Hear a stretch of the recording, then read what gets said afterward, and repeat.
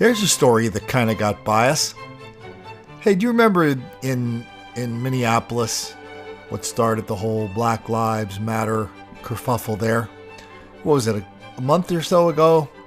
When a black guy was beating the hell out of his girlfriend, cops showed up. He started challenging them, fighting them. The guy ended up getting shot. Now the wife slash fiance slash girlfriend slash chick beater.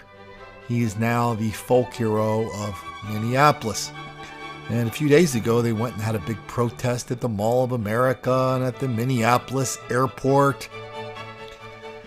And I thought that, somebody just sent me this from the from the Mall of America. One of the guys arrested was related to the hero, to the guy who was beating the hell out of his girlfriend. The cops didn't like that, but now he's the hero. Well, the cousin is like way worse than him. Check this out. I'm not a lawyer, so I don't understand how someone with a record like this is A, walking around on the streets, B, telling us how to administer our criminal justice system when this criminal justice system was designed to catch and put away people like this.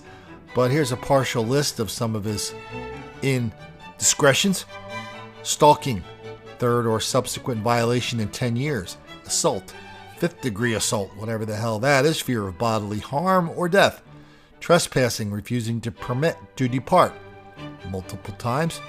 Then we've got burglary in the 1st degree, aiding and abetting, attempted aiding and abetting burglary, giving a peace officer false names, birth date or an ID card a bunch of times, failure to appear when charged with a felony, convicted of a felony. Then he was charged with burglarizing an apartment in St. Louis Park. Sorry. This guy's a piece of work. And he's out there complaining that black people are relentless victims of relentless white racism all the time, everywhere. That explains everything, especially why cops are always picking on people like Rayshawn. When I say that, you think I'm kidding, don't you? Listen to this Black Lives Matter honcho say it after the protests in Minneapolis. Safety for Black lives is an illusion, especially at the airport. The airport is actually under investigation for the practices that they're doing. As you know, and as you've reported, Islamophobia is rampant, especially in the airport. So many people are taken off their flights and harassed, and it's important. There's no evidence that I'm sure it goes on, but there's no evidence that many people are taken off their flights and harassed. I think there is. I mean, you can see it when well, give me a stats. Person of color. What was that? Give me stats. I don't have statistics for you. I don't have statistics. What I do have is experience as a black person. I see my Muslim counterparts being harassed on the daily, whether they're at the airport or not. Black lives in general are harassed every day. I do not have statistics, but I do have lived experience, which is just as valid. I know everybody's paying attention to the part where the Black Lives Matter protester says, yeah, black people are really in danger, especially at airports. And this is happening all the time. And we're always getting picked on, especially people like Deshaun. But when you see this clip more than once, you pick up something, and at least I picked up something in the beginning, where she kind of acknowledges and even thanks CNN from going along with these racial fairy tales. She goes, yeah, as you guys have reported many times in the past.